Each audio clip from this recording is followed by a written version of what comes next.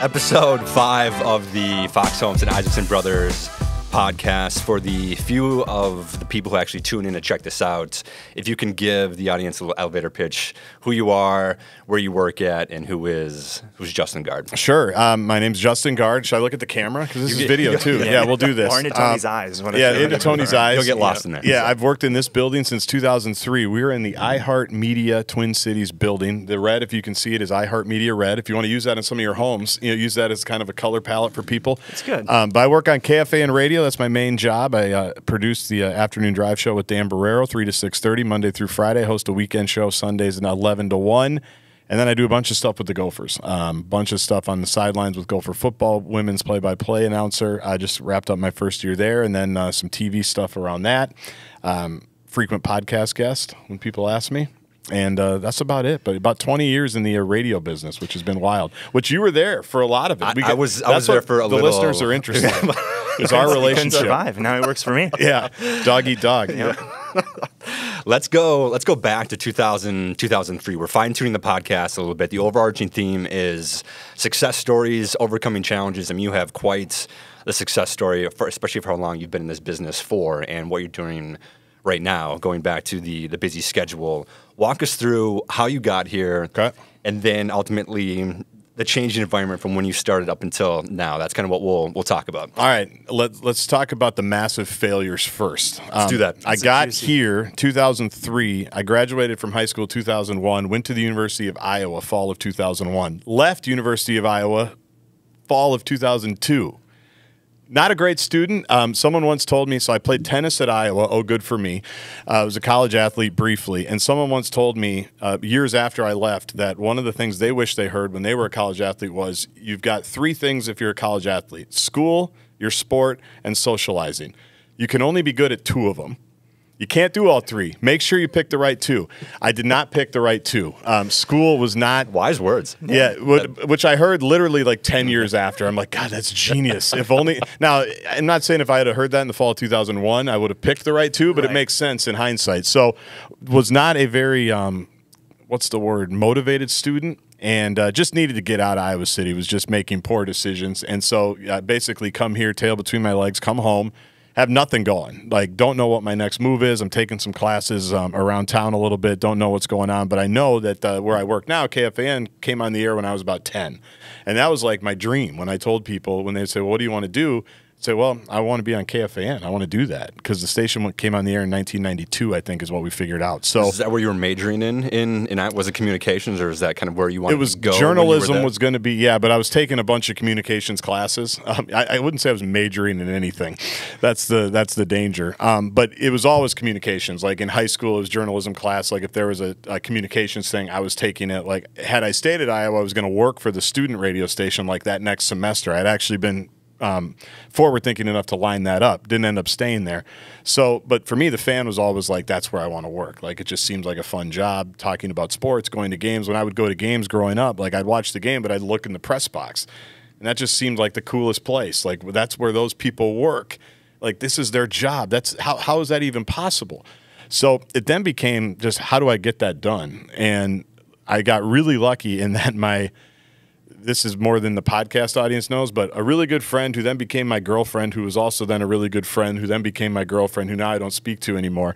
We can talk about that off air. Yeah, and that's not her fault. That's mine. But her mom worked with who used to be our market president. She used to sell ads for K102. And so I would just I didn't have much going on. And so and all my friends were all over the country at school. Everybody that I grew up with was gone. And how old were you at this time? 20. Okay. So it's not like, I didn't have a lot of friends that were in town. They were all at college. And I was just sitting here, well, what am I doing? So I was just at their house one day and I was telling her about, hey, this is, I love this radio station. This is what I want to do. And she's like, well, I think I know the guy that runs it, who owns it. Why don't we have lunch with them? I used to work to him. I'm like, perfect, let's do it. So Ciao Bella down in Edina. Ooh, good spot. Yeah, good spot. Yep. And that was, by the way, I know this is way more info than you needed, but that was that was probably the nicest lunch I've had at the time, and the nicest lunch I've had since. That's probably that's the one thing that isn't in radio if you're on the air. But basically, got introduced to him. got to come to the station for a little tour. It was down at the Wells Fargo building at that So point. things escalated quickly from that. Yeah, from we that lunch. we hadn't moved into this building yet. But basically, I got to meet Chad Abbott, who's my boss, and then you just do the follow-up. Hey, great to meet you. Thanks. Would love an internship if one opens up. They didn't have anything for the summer, but I was able to get an internship for the fall, which, again, I thought was like the biggest deal ever. Did you have to put the full court press on to stay in front of him, or was there a part where you said this is gone, it's never going to happen? No, I never felt that, but I had to remind him, and I think, did I hire you? Was I the intern coordinator when I hired you? You were not. I wasn't. Okay. You were not. Because that's a hard job because you get a lot of resumes and you don't. Right. If it's so, and we don't even have them anymore, right? And also you get it where a guy'd be there for a week and then you'd never hear from him again. Like it's just so I was pretty persistent, mostly because again I had nothing going, and I'm thinking, what am I going to do? There's not a ton. I mean, I was trying to be an intern everywhere. I was volunteering places. I was doing all these different things, and so long story really long, I got an internship fall of 2003, and fall was a great time because everybody wants an internship in the summer. Not everybody wants one in the fall because theoretically you're going to school. As I've referenced before, I really wasn't all the time. So like I was You could be there 8 hours a day. Yeah, I was enrolled in school, but that wasn't like my drive. My drive was I want to work here. So I would go to my classes, do whatever. I was living at the U now at this point, but I was here like 8 hours a day. I mean, so that became really like I've never had a job interview in my whole life. I mean, I've had a couple things where it's like you're up for this job, why do you want it? But I've never had the pressure of getting dressed up, be ready to go. Why? It was just because the intern level here was such a low entry point. So once I got here, I just worked and worked and worked and worked and just hung around and was in the right place. So you've got your foot in the door, and after 2003, what was your first true position at the station? Did you kind of take that same success story and that formula that got you the internship? Did you reach out to Abbott or one of the talents to say, hey, this is what I want to do. I've been here for X amount of time. What's kind of the future? What did you do to kind of ultimately make it known that you wanted to be hired at the station? Take us to that point. Think that was mostly, I think they had a good idea, and I think Chad still has this letter, which is embarrassing, but he has letters from a lot of us that we wrote when we were 19 or 20, and saying basically I'll pick up. Does he have them framed somewhere? He should. Yeah, he should. Crayon, Can't believe the Pavic Broadcasting Museum hasn't asked for him yet. But so I think they could just tell by how much I was around and what I was willing to do. Like this is back, and you probably covered some games for us, right? Like you'd go to a game, you'd go to the locker room, you'd get the sound, you'd come back, you'd cut it up, you'd make a cut sheet. Like I would do that like 9 games a week. Like there was one weekend I did like 7 games. So I think it was pretty obvious like I wanted to work here. That you're committed to it. Yeah, and so like April of 2004, and again, here was my job interview. I was interning on the PA and Dubay Show, 9 to noon. Chad Abbott was the program director, but also producing that show. And he turned around and he was basically like, so what's your schedule like? I said, well, you're always here. Yeah. But he's like, but what classes do you have and what do you have going on here? I'm like, I've got this and I've got that. He goes, do you do anything else? I go, not really. He's like, so you could run the board for us then, which is the part-time job. I said, yeah, absolutely. Pays $8.50 an hour. I said, done. Sign me up. I'm in. And that was my job interview. Literally during a break, he turned around and said, you could do this for us, right? So yeah, sure. And that was it. And then it was the Sludge and Lake show. It was nights and weekends. It was filling in when one of the main producers was out, and that was pretty much on from there. So I didn't really have to like pursue stuff because I just think being here as much as I was. Right place, right time. Yeah, I mean, literally, I tell this to everybody: the best ability you can have is availability. It's well said. And I'll take if I could have one thing on my gravestone, like that's literally what I owe everything to. Is I was just there, and so when something came up, he can do it, and I always said yes. So I don't know. It was crazy. So you hit the ground running. You're working weeknights, weekends. You mentioned PA and Dubay. We'll kind of roll right into that. When was that transition, and what was that like for you? Did you ever feel not overwhelmed, but was that something that maybe this is too big for me, or I want to go all in because this is such a good opportunity? Both. Walk us through how that happened, and what was your reaction when you first knew it could be an actual seizable opportunity, so to say? Yeah, and kind of the same thing. We started what became News Talk, AM 1130. It was on 100.3. So, yeah, I'm getting my timeline messed up a little bit, but what happened was our program director, Doug Westerman, went to take over KTLK, which means the program director at the Fan was open. That's what Chad Abbott moved in. So I don't think he was program director. He was executive producer. We had one of those back then. And that's all changed. Fancy. We have far fewer titles. Do you have that in yours now? Do you No, put that on? I've been here 19 years. I am not an executive producer. But that was what it was Chad came down and said, Doug is moving to K-Talk. I'm the program director at the Fan. You'll produce PA and Dubay. Like, that's what it was. Because, again, he knew he didn't have to ask me if I was interested. I was interested. Like, this was where I wanted to work. So that's what it was. And so that was 2007, 2008, somewhere around there. I can't remember. I think it was 2008 because I was I can't remember exactly when it was. But it was that's how old I'm getting. That's scary. I used to know this by like the minute. But that was how I got the 9 to noon job was Chad moved into the management role, and then I basically just filled in where he left. When you got there, and I mean, the show was obviously wildly successful then. Everyone who knows PA knows who PA is, and obviously the show is still massively successful, if not way more successful than it was in 2008. So when you got into that role, what did you want it to become for you? Did you picture it leading into ultimate opportunities? You just said, this is the chair, this is where I wanted to be, this is what I wanted to work for. What was your vision when you got to be in that spot? 'Cause that's a huge jump going from where you were from that point. And there was no hesitancy when he offered you that. You just instantly say, you never second guessed it whatsoever. No, I mean, because it was the next step. I think part of the reason I've hung around so long is I don't like chase things. Maybe I don't feel like everybody gets stagnant. Like, you feel like, what am I doing? But I think that's been one of the nice things about. And I feel like we're talking way too much about me, by the way. We're going to have to pivot this a little bit. We can this edit can't it all out. possibly It's be fine. interesting for anybody. Yeah. But I just think if you do the best job that you can, the job that you have, if you do that one the best, like, things can open up for you. Now, we all get stagnant and we all get, God, what am I doing with my life? Like, and there were times when that happened. I mean, people that are old enough to remember the PA and Dubay Show know that Dubay is not on it anymore, for some really sad stuff that happened in his life. That was a tough time to be on the show because none of us knew what was going on. None of us knew where it was going to go. I think it was overwhelming for a lot of people. I certainly know it was for PA. I know it was for me because you're just like, then all of a sudden a big part of the show is gone and it's just the two of us. Like, well, that's not the show.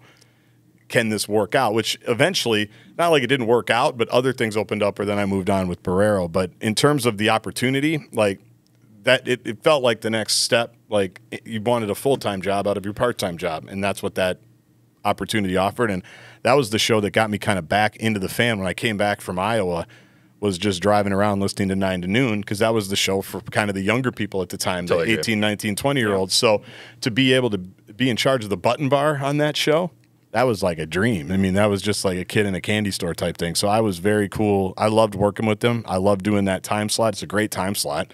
Roll in at 7, you're done at 1. Like, that was when I was coaching, high school sports with some different kids and stuff like that. So it was a great time. You touched on Barreiro. Let's go into that. And so it's you and PA, and the opportunity with Barreiro comes up around 2011. 2009. And that is it's a way different show. Don't need to tell you that. It's most likely a different audience. But I believe you were still doing, we kind of glossed over at the weekend, Sunday sermons with him. So yes. How important was that to know that the two of you could work cohesively together? Did you two talk about that? How did that come about to where, okay, this is going to be an opportunity for me? Did you reach out to Dan for that, or did you go to Chad Abbott, the program director, to say, this is happening? I feel like I can do it. You mentioned you're not pushing for things, but still at the same time. How did that come about? And then going back to how you just jumped on the opportunity with PA and Dubay, did you have any? Were you nervous, or you said, this is, I'm ready for this, so to say? What was that like for you? The weekend part was why we knew it was going to work, because we had worked together. 2005 is when I started. January 2005 is when I started working on his weekend show. So we already had a little bit of chemistry. And then for weekend show, Sunday sermons, you kind of walk. 9 to 11. Yep, 9 to 11 Sunday mornings. Dan's on, has been on forever, almost as long as his weekday show. And so that was kind of my big break, I want to say, like on the air. I mean, I have a million big breaks along the way, but that one was where I had a weekly show that was kind of like, okay, that's me and Dan. That's cool, where I got to talk a lot more, where I got to be with him. So we already had, and we got along really well. Like, that's why, we've worked together, what's the math, 17 years now, I guess, in that time frame, 13 years, Monday through Friday. So, but we've always had really good chemistry. So I really didn't have, again, I didn't have much trepidation about it. I'm sure he probably did because he'd worked with the other guys, you know, for probably 10-ish years, 7, 8 years or whatever, hadn't had a lot of change. So, yeah, we talked a little bit before, but because we had already worked together in some capacity for 4 years, it wasn't like it was this dramatic thing where neither one of us knew each other. Did you want to take the success that you had on the weekends and ultimately just recreate that Monday through Friday in terms of, is that ultimately, is as simple as that in terms of how the two of you came to that? Yeah, it that didn't notion? feel like, to me, it didn't feel different. To me, it didn't want, I mean, you'd have to ask him if it felt different for him. Yeah, you weren't intimidated at all. No, I was in 2005 when I started working with him on Sundays because that's a guy who I've grown up reading, grown up listening to. And I mentioned 92. I mean, it was the Chad and Barreiro show when I would drive around with my mom after school. That's what we listened to. So that was a big – but I'd already known him a little bit, and I knew that he liked me. That was the thing. Like I knew that – Always helps. Yeah, when you know that, okay, you're here because he wanted you here on the weekends. Like of all the options – we had like 3 part-timers, so it's not like he had like this plethora of options. But of those, he wanted me on the weekend show, which I took as a good sign. So, and I knew that we got along well on the air, and I knew that, it wasn't a disaster. So I wasn't – no, the only negative about moving to the afternoons, literally the only negative was that I really liked coaching too. Like I had coached basketball, I'd coached tennis, high school kids. It's just you get them at such a cool time. Like I got so much fulfillment out of that. And that was really fun. Now, I don't know now at almost 40 with 3 kids if I would still be able to have done that. But that was the only negative. But that was another conversation where Chad Abbott said, hey, these guys are leaving because Joe Anderson, my predecessor, basically it said 2009 was a volatile year, people might remember. We had a bunch of layoffs in January. We had another layoff series in April. And Joe basically said, you know what, I've kind of done this thing. I want to try something different. I'll offer myself up. So that allowed me to go in, and then the other producer, Corey Roos, had left somewhere around that time as well.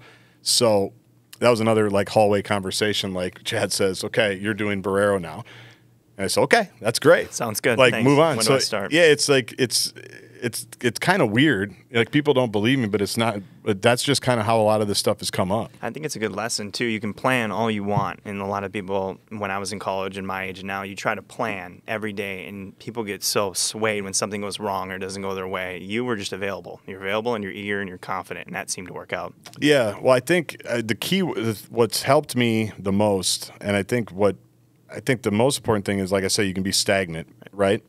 And you're always one. And I remember, like, when you're 22, and we still see this now, when you're 22, like, you think you should talk more. You think you should have more opportunities. You think you should have your own show. You wonder, why is Guardsy wearing a new KFAN hat and I've never gotten one? Like, stupid crap like that.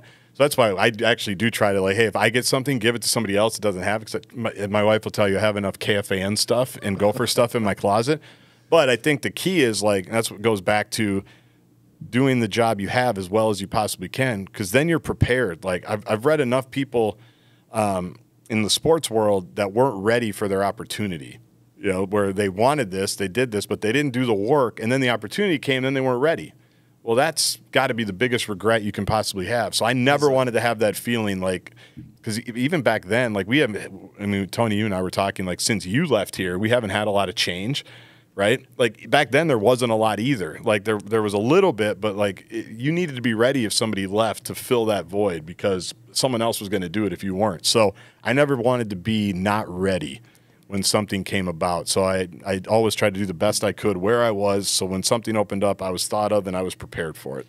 You've worked with the 2 Titans legends in the industry, and so now obviously with your Barreiro, but you're with Barreiro doing drive time 3 to 6, 3 to 6:30, and big career change. Another opportunity that maybe presented itself was when KFAN got Minnesota Golden Gopher football. I'm sure you maybe heard rumblings of that, or you knew it was probably going to happen before it happened.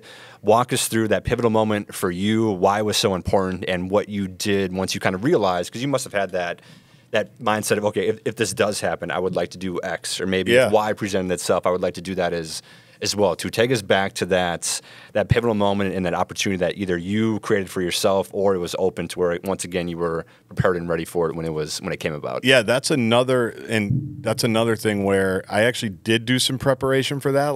But I didn't really know I was doing that. And what was that? Well, I didn't know that we were really up for the Gophers. A lot of the stuff, more of it does now, but back then I don't know if I wasn't paying attention or listening or what, but I didn't really know that we were involved in those Gopher conversations. Probably good that they kept kind of a tight lid on that because they had left WCCO. They'd been there basically since the university started in 1890 or whenever it did, right? So I didn't really know. So that kind of came out of nowhere. But rewind a couple of years, another way where I found kind of a niche on the radio was doing college sports, because you think about our station, we know who's going to talk about the Vikings. We know who's going to talk about the Wild. We knew who was going to talk about the Timberwolves. Everybody was doing that. But college, I kind of felt like we didn't have a big presence there. Underserved in terms of. And nobody really wanted to do it, frankly. Right. And so, because that's a fight that the U fights all the time, is a pro sports town. So it's kind of hard to find people that are passionate and interested. Well, I love college sports. Absolutely love them. Always have. I grew up going to games at the Dome. I mentioned I went to Iowa. My family's from Iowa. Grew up going to games at Kinnick and Camp Randall. So that was I was like, we could. So that was a case where I did offer myself up and say, if you want to do Gopher football fan line, even though we don't have the games, I'll do it. And so for a couple seasons, we'd bounce around from bars downtown. We'd do the road games back here. So I probably did 2 or 3 seasons of Gopher fan line. So then when we got the rights, it made sense. One of the things that Chad, my boss, wanted was, the Gophers have their broadcasters, right? Mike Grimm's the play-by-play guy. Darryl Thompson is the analyst. But Chad said, I want someone from our team, the fan, involved. So originally I was going to be the pregame and postgame host, which, again, I thought was great. Wow. I said, yeah, that'd be great. And then they said, but they might add a sideline reporter. I'm like, yeah, that's what I want to do. You knew right then. Yeah, 100%. 100%. And what about that? What made you want to take that on versus the pre and post? Just being in the game? Being in the game I love that. I just love it. It's so dumb. Walking out of the tunnel and looking around on the field, you're like, this is awesome. I still, no matter where I am, I still get even if it's an 11 o'clock game at Northwestern and there's 24 people there and no one on campus can help you find the stadium, it's still the greatest. And so that was so much more. And that's just more, I think I'm better when I'm not and I do the pregame now. Scripted, when it's we got to go to this and that, traffic copy, that's fine. But I like it when it's something that's crazy, there's an injury or this play happened or I saw this that literally nobody else saw because they're not here. I liked being that person, and I liked, as I know people don't love the coach halftime interview because they don't always think it gives you something. I agree. Most of the time, nothing. But once a season, the coach completely loses his mind or says something that is interesting that you wouldn't have gotten otherwise. And I love doing that, even though I get anxiety every time because I'm worried that the coach is going to run right by me. That's happened once. Or that they're going to be mad about something. That's happened more than once. But when that role opened up, it was and you get to travel. You get to see the Big Ten. You get to go around. It was just, when that was a possibility, I was like, yeah, we need to convince them they need a sideline reporter. They got to have one, and I have to do it. And so this is coming into year 12, and it's just a blast. It's so much fun. That presence that you built up for yourself when you were doing Gopher fan line before the fan had Gopher rights, so to say, it seems like that was paramount in you creating a name, a brand for yourself. You probably maybe you did, maybe you didn't have the foresight that was the end game, but it seems like that was a pivotal tipping point to where that gave you that voice to be that service provider to the fans' audience of the college football expert, so to say. Yeah, that's what I was trying to do, because like I said, it was a place where I didn't feel like anybody was doing anything here or enough of it. And I felt like even if I'm not, Kirk Herbstreit, and I don't know everything about it. Do not sell yourself short. You looked just as good as Kirk Herbstreit. That's right. Mm-hmm. I'm at least conversant in it, and I understand it. And this can be an opportunity where I do get more opportunities. Not necessarily what it's become, which is beyond my wildest dreams, but to be able to be called upon that way a little bit. And not to mention basketball, too. I mean, basketball is probably my favorite sport. So to be able to do that, as a guy who grew up going to Williams Arena, to to be that guy for the station before any of the Gopher stuff happened. That was one thing that I really did, I guess, create. Let's segue into that, because I mean, you can correct me if I'm wrong, but it seems that has opened a lot of doors for you, and something that we haven't even talked about is television. Mm-hmm. So let's take a kind of a big picture view in terms of how that came about. It seems it's not a PTI style of show, but when did that opportunity present itself to you? And was that something else where it seems like the overarching theme for you, and again, correct me if I'm wrong, is always say yes and then figure it out after the fact. So when that came, walk us through that moment in time and how that came to be about the television side. And for those, again, who don't know what it is and what you do with I'm wearing the shirt today. Did you notice that? I haven't worn it. Yeah, enough said. Fridays at 9:30 on Fox 9. It's our state fair shirt. Because we go casual at the fair. TV, we're so relatable. So hot. Yeah, we're just like you. TV like people. Two schmuck realtors. Yeah, no, we love being the radio people on TV. Well, that's another thing where it's like, I mean, it comes out of tragedy, sadly, because the TV show started 2015 or 2016. Dan Barreiro, who I worked with on the radio, and then a guest we used to have on all the time, Ron Rosenbaum, the attorney. You probably called him a couple of times. They started the show. It was kind of Ron's baby, and still is, quite frankly. So Dan and Ron started the show. Ron got it on the air, did the concept. They tested it in New York out at Fox, said, yeah, let's run it, let's do it. So they did, about a year, and then Ron got sick. And so in the interim, while Ron was going through different treatments, they still wanted to do the show. And I wasn't even thinking about it at all. This is my life story. I wasn't thinking about it at all. I didn't think I deserved it. I didn't think I should do it. And they were in a pinch one day because Ron had something come up that he needed to get taken care of. And I remember I was at the Lifetime by my house in Minnetonka, and Dan called me and he said, the boss at Channel 9, your name came up. So, well, why doesn't Garzy do it? And I said, yeah. Did you know that person? I did. Okay. I knew her. Yep. But again, I hadn't really. I mean, truthfully, I didn't think I had really earned it or deserved it. And so I said, yeah, I'm happy to fill in. Like, no problem. Because they needed to do the show. We're talking about like the next day they have to do the show. So I said, yeah, of course, I'll fill in. Well, 1 week turned into 2, and then Ron came back for a little while, but then it was clear that it was not going to end well, unfortunately, for Ron, who was a huge supporter of mine, which is part of the reason why I think I was asked too, because I know Ron liked me. There were other people that I had thought should be in there, but let's just say Ron wasn't a fan of all of them as much. So I'm like, all right, cool. We won't name names. That's for the next podcast. That's After Dark. Yeah, that's the after show. So that's how that, and I didn't think, and I even said, as we were kind of talking through, I'm like, look, like you're not going to hurt my feelings if I don't do this show. Like, it's not my show. It's your show, talking to Dan and the people at Fox 9. I said, if you want to find someone else, I don't take that personally. And they're like, no, let's just keep it going. And that was 6 years ago.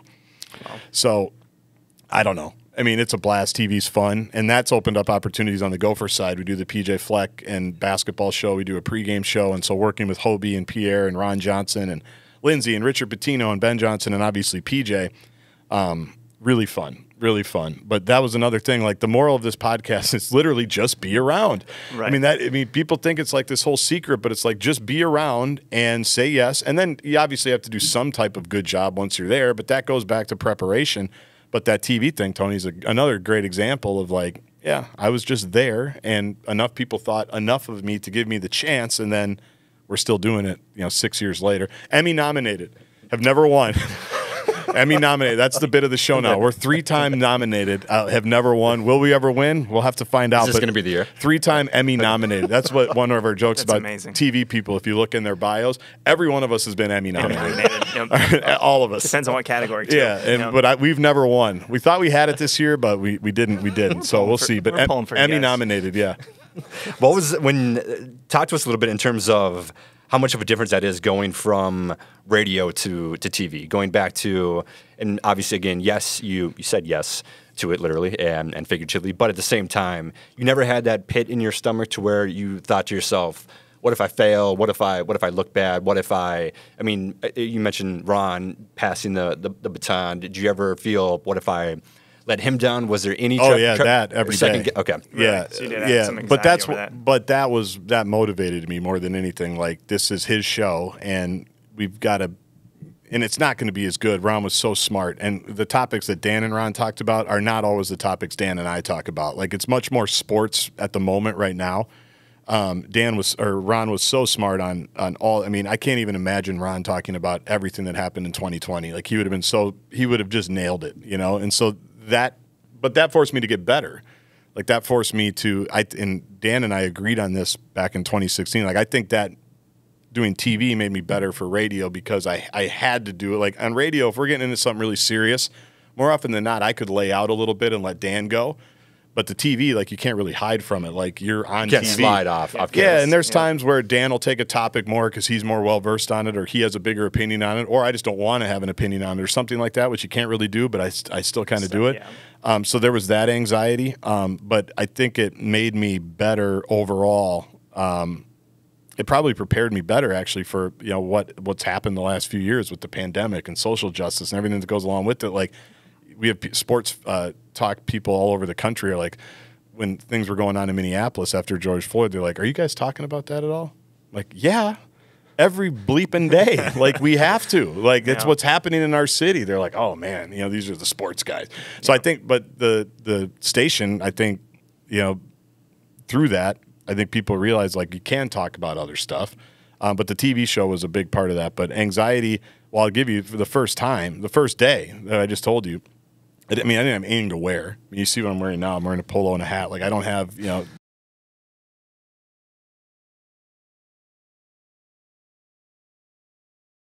Sweater on, you know, a Banana Republic that was like my nice sweater, you know, that I wore for like. Going out sweater? Yeah, something like that. And I remember the whole first segment, I sat there like this. I sat there and I just talked like this because I didn't know. I was like, Ricky Bobby, what do you do with your hands? Yeah. I didn't know. And the floor director's guy, the guy's name is Tim. It was the best. He's this crusty dude. He doesn't work there anymore, but just an awesome guy. And he's probably a little younger than me. And so he's got the headsets on like us, and he's like, "Good job, guys. Justin, put your arms down." I'm like, "Oh yeah, okay." I'm like, "Okay, he's good been note." this way for 20 minutes.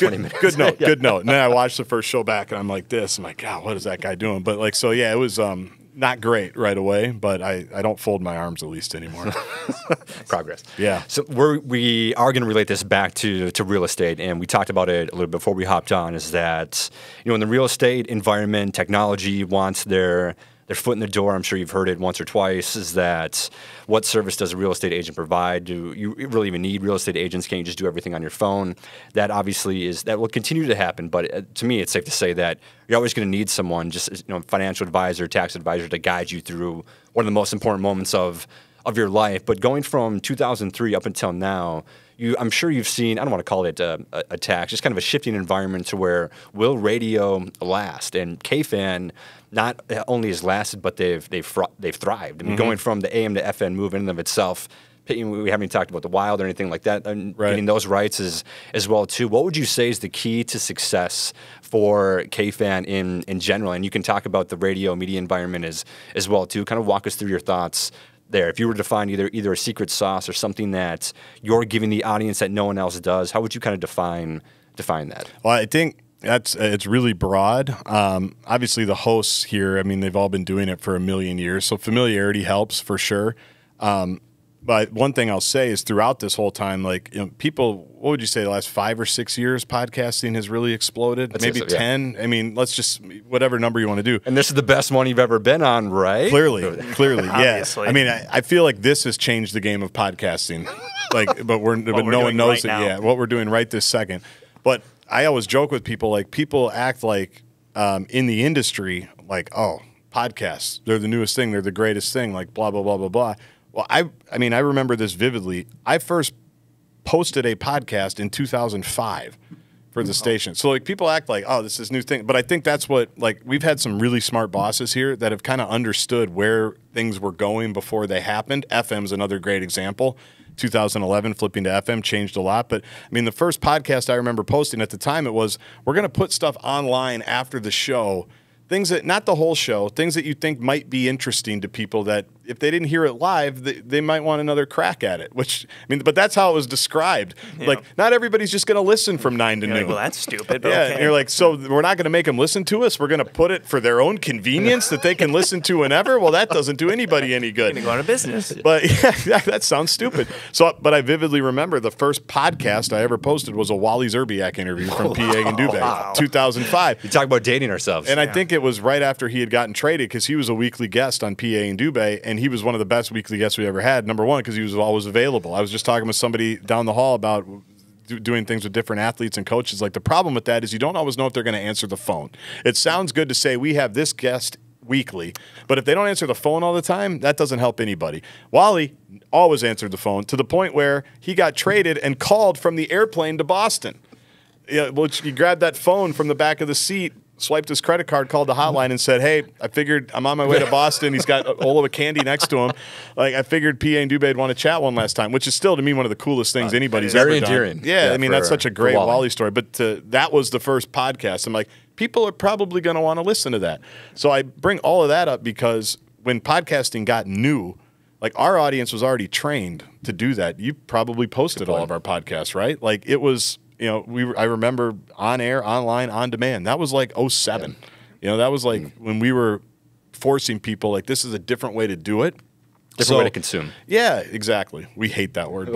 Consume. We'll edit that part. No, but the consume content and verticals. And, trust me, we have a lot of fun with all of that. But we have a lot of fun with all that because, like, to us, I mean, it felt like our listeners knew what, like, we didn't have to train them again. When podcasts became huge and, you know, you could get them on your phone and all that stuff. Like, our audience already knew, like, we were doing it, because really quickly after that we started doing the whole show, and obviously that's a huge part of our audience now. Not just the listening on podcasts, but just the stream on the iHeartRadio app and everything like that. So that's what, you know, we've had some smart people, like, get ahead of things, or at least not fall too far behind things. Like, I think we've been behind on video and YouTube and everything like that. Not by much, though, because today. Yeah, that's right. Yep. We're doing it now. But the Power Trip is doing that now constantly, where that's video, it's digestible, you can consume it, all of that stuff. Like, that's kind of the next thing, right, where everything's going.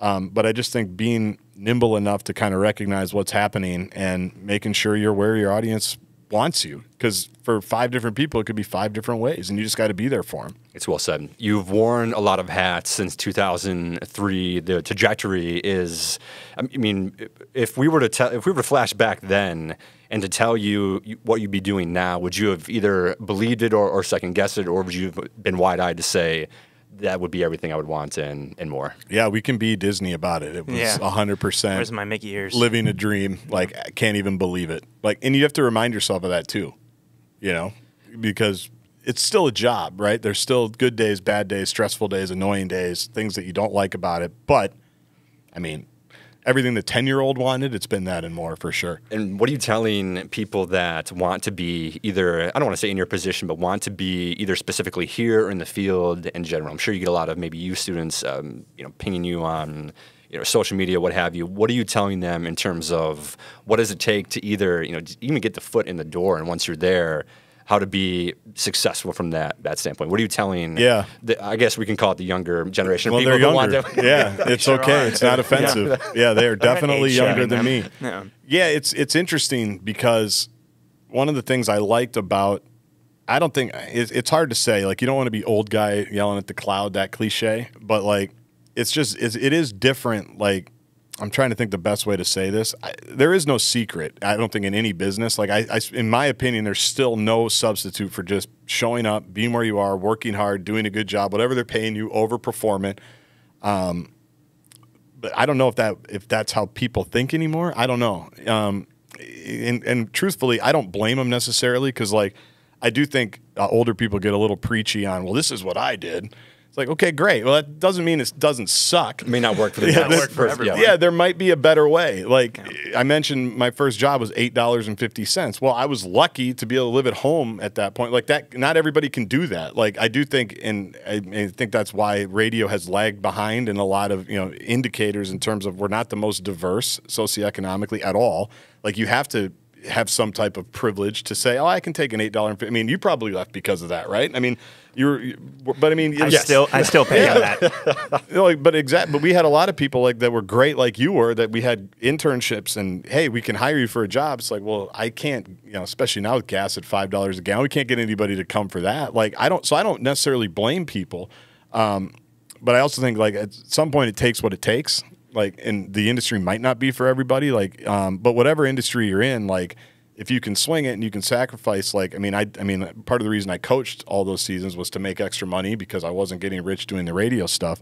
But to me, it's always just been about showing up, being reliable, under promise, over deliver is a huge one for me. Under promise, over deliver. We'll write that one down. Yeah, write that down. Tell all our clients that going forward. Yeah, no, exactly right. Yep. Yeah, just lower the bar. Yep. Lower the bar as much as you can on the front end, knowing all the of where it's going to be, and then you can definitely exceed expectations. But yeah, it's just I've never in my whole life has worked out because I just think I've been around, available, and done the best I could with whatever opportunities I got. We'll put a bow on it. I know you're obviously, we don't want to take up too much of your time. I'll talk about myself. I mean, we can go for like another hour. Yeah, where people are still listening. What do you want, and where do you want to be, and where do you see yourself maybe in the next 5-10 years, and where do you see the media landscape shifting with that? Because you must have, again, going back from 2003 until now, you've experienced and seen what's been successful, what's not been successful, but I'm sure you've had moments where you step back to say, I see this changing. Mm-hmm. Do I want to either lean into it, or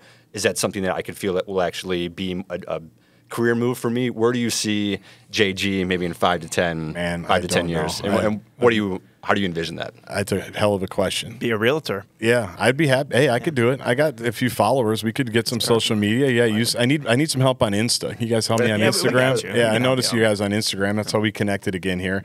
I don't know, but I do like definitely it's not going to look the way it looks. I think with sports talk radio, I think that's one that's still kind of protected in terms of the audio, where it does still matter to be live and local a little bit.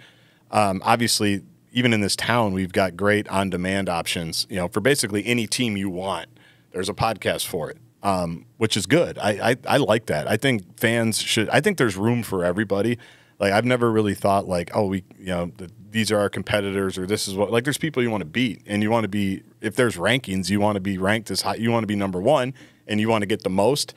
But I think we're going to see it continue to evolve how it has, with the fact that now YouTube is such a big part of it. Obviously, live streaming is such a big part of it. That's, I think, probably 10 years from now, every single second of every single day that we do here, if we're all still here, we'll be on TV, basically, on YouTube somewhere.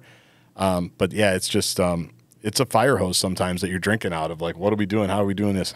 And we don't have a ton of people running around here working. We don't have Hector setting up stuff for us. Yeah. This is not, we do this all on our own. So I just think it's going to keep. It's only going to be more available. I think is now the buzzword in radio. Everybody in the management side calls it audio. Now it's just audio because it's not radio, because it's podcast, but also it's video. And it might be streaming. It's just like, it's all connected. So that's what I actually tell people, that do ask me. It's like, I think you should, if you're in college, you should take some type of writing class. I think being able to write will help you in any industry, even though everybody just texts now and sends emojis. But being able to write and communicate your thoughts properly, whatever industry you're in, I think is super important. So I would recommend that. But if you're in school and you're looking to get into this business, learn something about all of it, because they're all connected. Everybody's doing the same thing. Newspapers are doing video. TV's doing audio. We're doing all of it. Like, we're all kind of the same now. So you're going to have to be up to speed on all of it. That's well said. I think we'll end on that note, JG. I have a lot more to talk about. We didn't talk about your time. Why don't you tell us about your experience here at KFAN? I don't know if we have enough time. Give the audience the listeners. I will. The transformational time in your life that you spend here. I will say this, is that, it can't even hold a candle to you and what you did, but very fortunate to get my foot in the door. And I have two stories. Is one, there we go, see? Yeah. I want to know. I'm buttoning my shirt here. And you brought up Corey's name earlier. When I think we were maybe on the we were on a different floor. Fourth floor. Yeah. And, you walk. Studios have always been up here. We used to have downstairs, too. So you walk off the elevator and you see a front desk similar to this. And bright-eyed, bushy-tailed me with my physical resume in, who knows when this was, 2008, 2009. I went to the front desk and I said, I'm here to give my resume for the internship. And can you please make sure it gets to Corey Roofs? And I forget his name. And this may ring a bell, but maybe he went on tour with Louis Anderson. Jason Schomer. Yeah, Jason. He's the Comedian. Nicest thing ever that Nicest he could have. guy. I mean, picture the day-to-day the calls. I mean, you're dealing with different people, but he was our director of first impressions. That's what he called himself. You come in with your Men's Warehouse boxy suit. He looked at it. He took the time to look at it, and he said, you have a problem. And I said, what is that? I mean, going back to 22, I know everything. I'm the smartest person in the room. He said, you've spelled Corey's name wrong. He said, if I gave this to Corey, he would crumple it up and throw it in the trash. 2008. I mean, I don't. The school was relatively close by.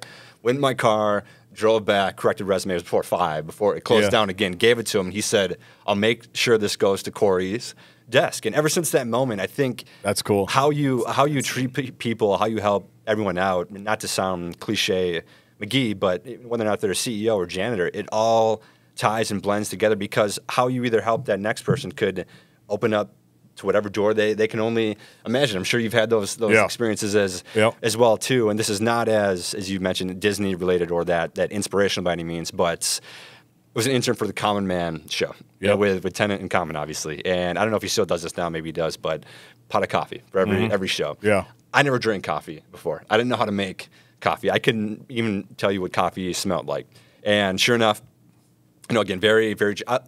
Not saying this because we're here. Everyone was super nice to me. And I think that's something that I've always tried to reverberate. No one acted like they were too good or they didn't have the time to give back. I think that in and of itself is why people see that. And plus, when they see you off air as well, too, they gravitate toward that. I'm sure you get flooded when you go to the state fair. People naturally gravitate to the stage, feel like they can ask you questions, and feel like they can ask Barreiro questions. It doesn't matter who you are or how long you've been at the station. I think that is, to me, the secret sauce of the station is because people ask me all the time was, what's it like? And I said, what, to be honest with you, they're the same when that on-air button is off when it's on. And you're not having to switch in terms of having an on-air persona versus an off-air persona. And I think that's another reason why the station's been so successful, why you and Dan have been so successful as well, too. But going back to the coffee story, I don't know if it was, Common pokes his head in the door, maybe has, I don't think he had a golf club in his hand, anything like that. And Tennant told me, hey, he likes fresh pot of coffee. So he said, hey, those pots were just disgusting. Maybe I just spilled up so many of those. Yeah, we don't have those anymore. Upgrade. Yeah. Maybe he introduced himself, maybe he didn't, but somewhere along the lines, I knew it was my turn or my time to get him a pot of coffee. So I get up. No one was in the break room right around lunchtime, which is odd, but it shows you the hard work ethic is that no one took it. No, kidding. Yeah, right. So just grinding away. I saw the coffee pot opened up because it was empty and someone's getting to make a pot of coffee. But for whatever reason, there were already grounds that was done in there, but the coffee pot was empty. Yeah. So I pull it back and I see the grounds that were done, but I didn't know they were done at the time. And I slid it back in. I said, someone knew I was coming, so they set it up for me. So I pressed start on the pot. So he got regrounded coffee. And then thinking back to it, he could have been, again, going back, he could have been a huge jerk about it because you can obviously taste the difference, burnt coffee versus freshly brewed. I mean, granted, it wasn't Starbucks whole bean coffee by any means, but Common knows a good pot of coffee when he gets it. He didn't bring it up once. Splash in your face. And I think he could have said, Tennant, this idiot who we just hired, who actually is kind of he helps. He's not an integral part of the show by any means, but still he's there to help assist us. This moron can't even figure out how to work a coffee machine. Yeah. And Tennant could have said that as well too, or Common could have pulled him aside to say, listen, we got a problem. We got a coffee problem. We got a problem with Tony. We got a coffee and human resources. Yeah, find somebody that can make coffee or we're done. Yeah, that's exactly right. Well, I'm glad you survived the coffee story. I can tell that was a big hurdle for you to talk about publicly. He got it off his chest. Yeah, it's a burden you've been carrying for a long time. I just go back to, again, treating people with respect. And, again, they could have made that moment a lot worse than what it was because, I mean, he's, again, titan of the industry. I'm just a lowly intern, I think unpaid at the time. Oh, it wasn't, I think. Yeah, trust me. Yeah, you were not paid. So, that was... you were not paid whatsoever. But I think it helped me progress because you felt comfortable with the people that you're working with. And I'm sure you maybe had those moments too, maybe 2003, 2004. You meet people and you wonder, how are they going to treat me? But once they realize they're going to treat you with respect and care for you, then you relax. We want to work for those people. Exactly. That's why a lot of us are still here. Any better myself. I remember one time I was driving around town. Told you, I'm getting them going. Okay.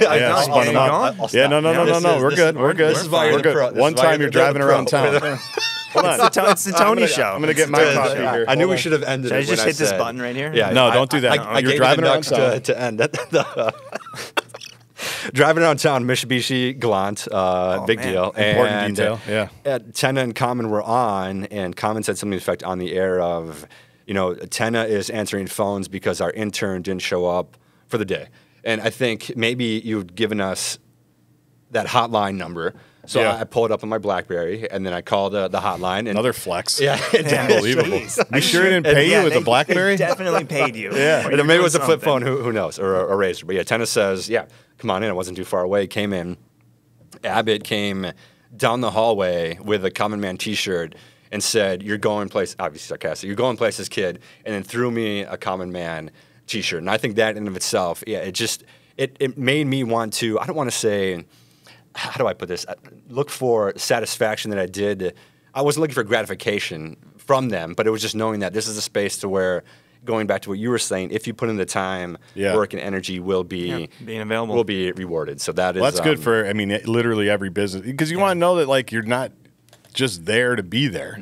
Like, you're part of something that they value you. Like, it's really, it's amazing that places aren't like that, quite frankly. And I know there's a lot of them that aren't, which is scary. And unfortunately, some real estate agents as well, too. Simple enough of responding to texts or answering phone, something along those lines. But we did not want to make this about me. So I will say, we'll put a...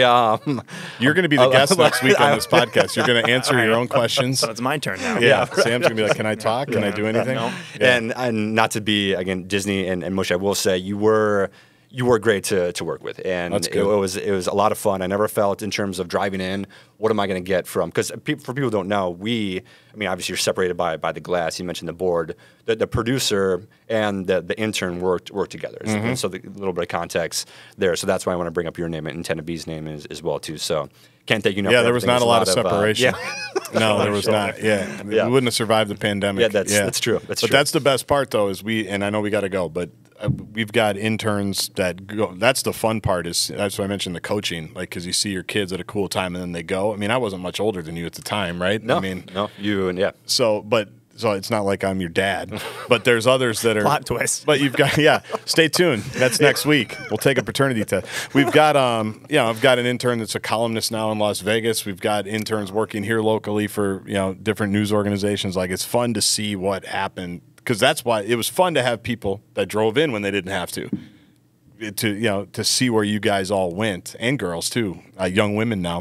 One owns her own public relations firm. Oh, wow. It's just crazy. So they're going to need help. That's basically why we were helpful, because we knew this. We were living through layoffs. We knew you were going to have to call you for a job sometime. So I'm glad when you texted me today when I gave you my new number that it was still Tony Isaacson from 12 years ago. So just don't change your number, because I might need you. All right, you got to go. Thanks for everything. Yeah, appreciate it. Thanks for coming in, guys. Yeah, it's a pleasure. A lot of fun. And scene. Can't thank you enough. Hope people listen to that.